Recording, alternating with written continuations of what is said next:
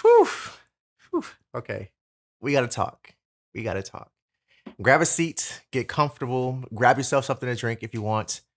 I got me some water because today I want to share with you three intentions or three reminders, if you will, that can help us grow and be more innovative in life.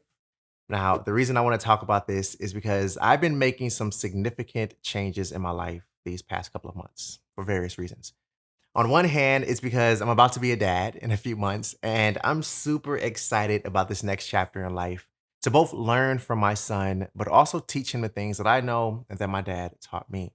But on the other hand, I've recently come to terms with my relationship with toxic productivity and how that relationship has taken a toll on me mentally, and how it's also temporarily damaged my creativity or my creative expression.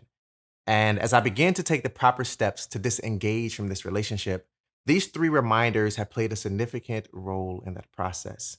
And I figured I could share them with you. That way we can grow on this journey together, be more innovative, and develop more clarity. So, my first reminder is to never discount your own ideas, especially those that excite you. Never discount your own ideas, especially those that excite you. And here's why I believe that is important. Let's take kids, for example. Kids are always brimming with ideas, often quite ridiculous ones, right? But they're ideas nonetheless. Ideas that that kid believes he or she can make happen. There aren't any thoughts of limitation based on age, experience level, the way the world works, physical ability, or anything else.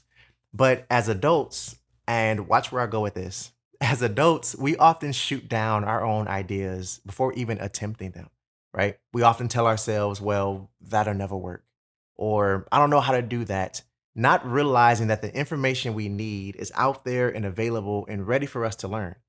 We just have to be willing to try. And as creatives, these excuses or self inflicted limitations are often more prominent. And here's what I mean.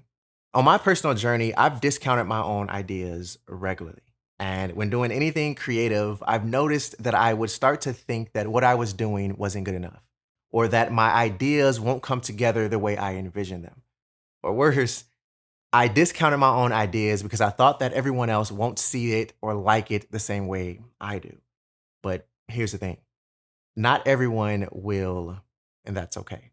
Some of the ideas I've had that I've overthought, overcomplicated, and tried to perfect ended up being some of my worst ideas.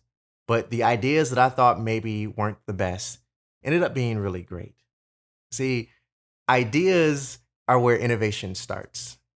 Ideas are the first step on this staircase of growth. Ideas, as long as we don't discount them, can transform our life in ways we least expect.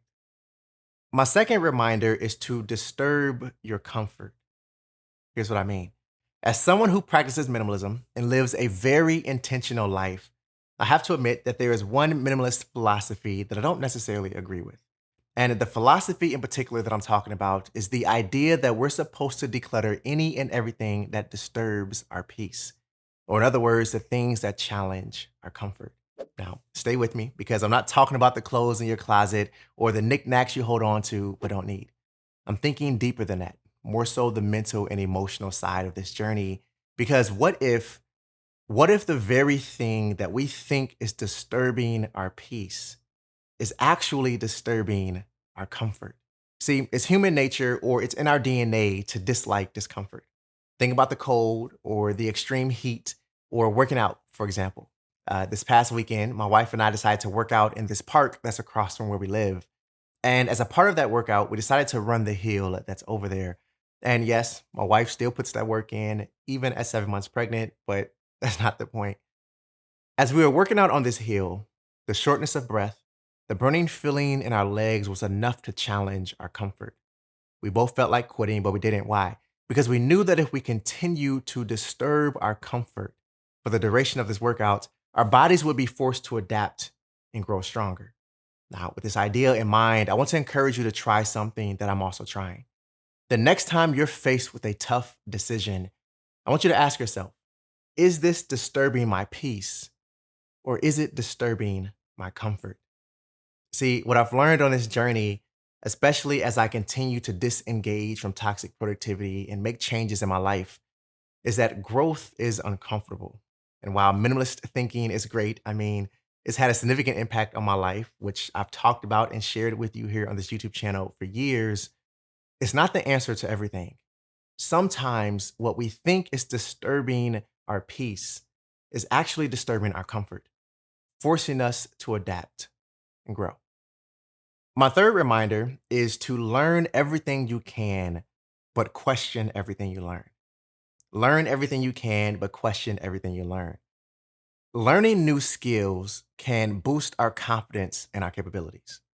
Learning can help us acquire the skills needed to take on challenges and find innovative solutions to problems. Learning, for a lack of a better term, is important, right? For years, I've preached and done my best to live by the philosophy of being a student of life, which is just a creative way of saying learn everything you can and never stop learning. But there's a key component that's missing from all of this, and that is the idea of questioning everything you learn. And here's what I mean. In life, we learn from those who have come before us, from others who have experienced the things we're facing for the first time. And in many ways, that's all it takes to help us grow to the next level in our lives. But a mistake we make is thinking that we lack the qualifications to innovate on the things we're learning. And while it may feel counterintuitive to think this way, I truly believe that by questioning the things we learn and sometimes questioning our own expertise is a wonderful way to grow. Keep learning, keep growing, and always stay true to you. I'll see you in the next one. Peace. Ooh, that was a great conversation. Don't you think?